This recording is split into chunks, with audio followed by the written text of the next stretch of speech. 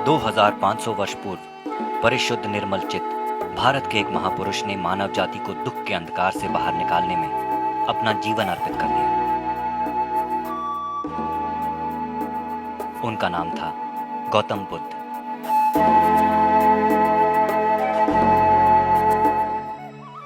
विपश्यना साधना बुद्ध की शिक्षा तथा अभ्यास का सार है। यह मन की शांति प्राप्त करने तथा सुखी एवं सफल जीवन बिताने के लिए एक सरल व्यावहारिक प्रक्रिया है। विपश्यना का अर्थ जो जैसा है उसे वैसा ही देखना। यह आत्मनिरीक्षण द्वारा मन को विशुद्ध करने की सरल प्रक्रिया है। विपश्यना लोगों को समाज से भागना नहीं बल्कि जीवन के उतार चढ़ाव में शांति तथा समता से सामना करना सिखाती है। पूर्व उद्योगपति सत्यनारायण गोयंका जी का परिवार कुछ पीढ़ी पूर्व म्यांमार में जा बसा था। गोयंका जी ने विपश्यना साधना सायाजी ऊबा खिन से सीखी, जो एक आदर्श गृहस्थ आचार्य थे और बड़े सरकारी अफसर भी। वे सया तैजी और सया तैजी लेडी सयाडो के शिष्य थे। 14 वर्षों तक लगातार विपश्यना साधना का अभ्यास और अध्ययन तथा सायाजी ऊबा खिन की सहायता कर गोयंका जी सन 1969 में अपने आचार्य के प्रतिनिधि के रूप में भारत आए और आकर विपश्यना साधना सिखाने लगे।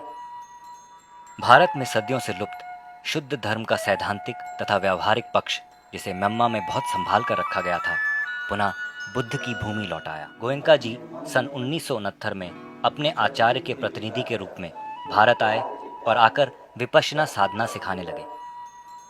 भारत में सदियों से लुप्त शुद्ध धर्म का सैद्धांतिक तथा व्यावहारिक पक्ष, जिसे म्यांमार में बहुत संभाल कर रखा गया था, पुनः बुद्ध की भूमि लौट आया। धर्म के रास्ते आगे बढ़ता है, इसका मतलब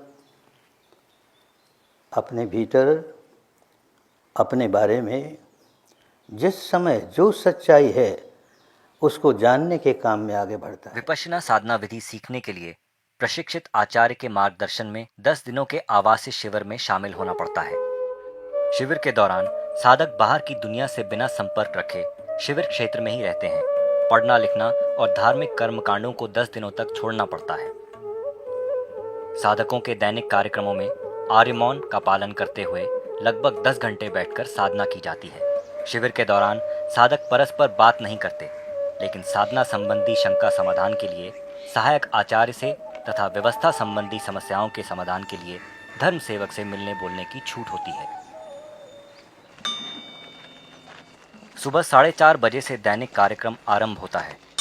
बहुत से साधक ध्यान कक्ष में साधना करते हैं।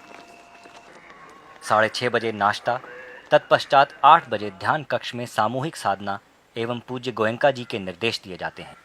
साधक अपनी व्यक्तिगत साधना अभ्यास करते रहते हैं और सहायक आचार्य साधकों को बुलाकर उनकी प्रगति की जांच करते हैं। विपश्यना साधना विधि के 3 सोपान हैं। सर्वप्रथम साधक शील का पालन करते हैं, अर्थात उन कर्मों को नहीं करना जिनसे हानि होती है। वे 5 शील लेते हैं, जिसमें प्राणी हिंसा, चोरी, व्यभिचार, झूठ एवं नशे पते के सेवन करने से विरत रहते हैं। शील के पालन से मन शांत होने लगता है और आगे काम करने के योग्य हो जाता है। दूसरा सोपान है समाधि, जिसके लिए प्रथम 3.5 दिनों तक साधक अपनी सांस पर ध्यान केंद्रित कर आनापान साधना का अभ्यास करता है। इससे मन की एकाग्रता बढ़ाने में मदद मिलती है और चंचल चपल मन स्थिर होने लगता है। ये 2 सोपान यानी सदाचार का जीवन जीना और मन पर नियंत्रण करना आवश्यक और बहुत लाभकारी भी है, परंतु तीसरे सोपान के बिना अधूरे ही हैं। तीसरा सोपान है मन को विकारों से मुक्त करना। आखिर के 6.5 दिनों में प्रज्ञा का काम किया जाता है। इसे ही विपश्यना कहते हैं। इसमें साधक अपने समस्त रूप तथा नाम स्कंद का निरीक्षण प्रज्ञा द्वारा करता है। विपश्यना राग, द्वेष और मोह से विकृत हुए चित्त को निर्मल करने की साधना है। जिन साधकों ने कम से कम एक 10 दिवसीय शिविर इस परंपरा में किया है, उनको पगोड़ा में एकांत अभ्यास के लिए शून्यागार दिए जाते हैं। इससे वे अधिक गंभीरता से साधना करने में सक्षम होते हैं।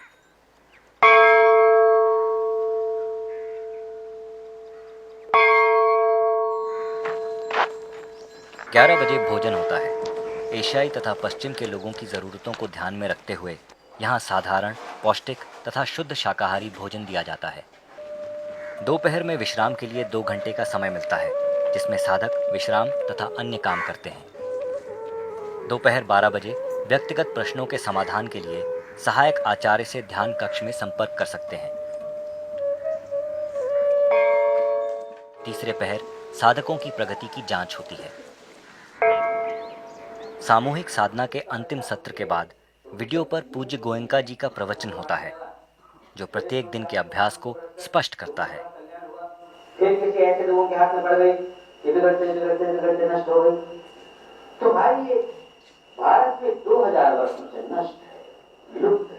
तो अपने यहाँ की बहुत पुरानी विद्या होते हुए भी आज तो हमको बड़ी नई सी लगती है कि हम तो ऐसे ध्यान करना जानते हैं, हमने तो किताबों में पढ़ा ध्यान इस तरह का होता है। प्रवचन के बाद 9 बजे साधक पुनः सहायक आचार्य से अपने प्रश्नों के समाधान के लिए मिल सकते हैं। रात 9:30 बजे साधक अपने निवास स्थान पर जाकर विश्राम करते हैं। 10वें दिन सुबह 9 बजे मंगल मैत्री की साधना सिखाई जाती है, जिसके बाद साधकों का मौन समाप्त हो जाता है। विपश्यना साधना की शिक्षा पूर्णतया निःशुल्क दी जाती है। शिविरों का खर्च इस साधना से लाभान्वित पुराने साधकों के कृतज्ञता भरे ऐच्छिक दान से ही चलता है, ताकि औरों को भी इस साधना का लाभ उठाने का अनुपम अवसर मिले। 11वें दिन प्रातःकाल मंगल मैत्री सत्र के साथ शिविर का समापन होता है। इस सत्र में शिविर के दौरान अर्जित पुण्य और सुख शांति में सभी प्राणियों को सहभागी बनाया जाता है। ये जो आदत थी वो आदत कम होने लगेगी, अब उसकी जगह परिवर्तन आने लगेगा। अरे मैंने सारी ज़िंदगी भर जितनी भी ज़िंदगी है अब तक की, पता नहीं कितने लोगों को दुखी बनाया, कड़वी बात कह के न जाने कितने लोगों को दुखी बनाया, अपने आप को दुखी बनाया, औरों को दुखी बनाया। मुझे जीना ही नहीं आया, मुझे जीने की कला नहीं आई। ऐसा जीना होता है? ये कैसा जीना है कि बार बार मैं भी व्याकुल हूँ, औरों को व्याकुल करूँ, मैं व्याकुल हूँ, औरों को व्याकुल करूँ? कैसा जीवन? अब होश आया। इस विपश्यना से जीने की कला सीखता है, न मैं व्याकुल होऊंगा न किसी दूसरे को व्याकुल करूंगा। आज विश्व में एशिया, ऑस्ट्रेलिया, अमेरिका, अफ्रीका तथा यूरोप में स्थित 130 केंद्रों पर इस परंपरा में साधना शिविर लगते हैं। भारत में हजारों किशोर किशोरियां तथा स्कूली बच्चे धर्म से परिचित हो रहे हैं। भारत एवं विश्व के अनेक केंद्रों पर बच्चों के लिए विशेष रूप से प्रायोजित लघु शिविरों का आयोजन होता है। भारत के कई जेलों में विपश्यना शिविर लगते हैं, जिनमें सबसे प्रमुख है दिल्ली के तिहाड़ जेल में धम्म तिहाड़ विपश्यना केंद्र।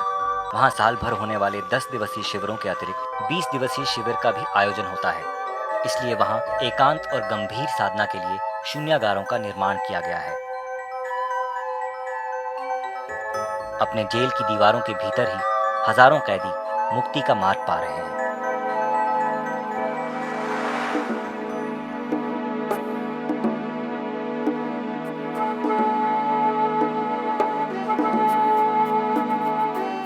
यद्यपि विपश्यना बौद्ध परंपरा द्वारा संभाल कर रखी गई, पर इसमें सांप्रदायिकता का कोई नामो निशान नहीं है और किसी भी पृष्ठभूमि का व्यक्ति इसे अपनाकर इसका अभ्यास कर सकता है। विपश्यना साधना विधि को किसी भी जाति, वर्ण, संप्रदाय या देश का व्यक्ति सीख सकता है। हिंदू, मुस्लिम, जैन, सिख, बौद्ध, ईसाई, यहूदी एवं अन्य संप्रदाय के लोगों ने सफलतापूर्वक विपश्यना साधना का अभ्यास किया है।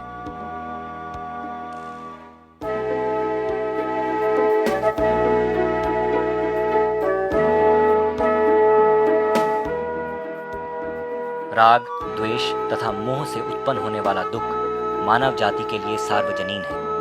उसी प्रकार इससे मुक्ति पाने का मार्ग भी सार्वजनीन ही है। सभी प्रकार के लोग विपश्यना साधना से प्रत्यक्ष लाभान्वित हो रहे हैं।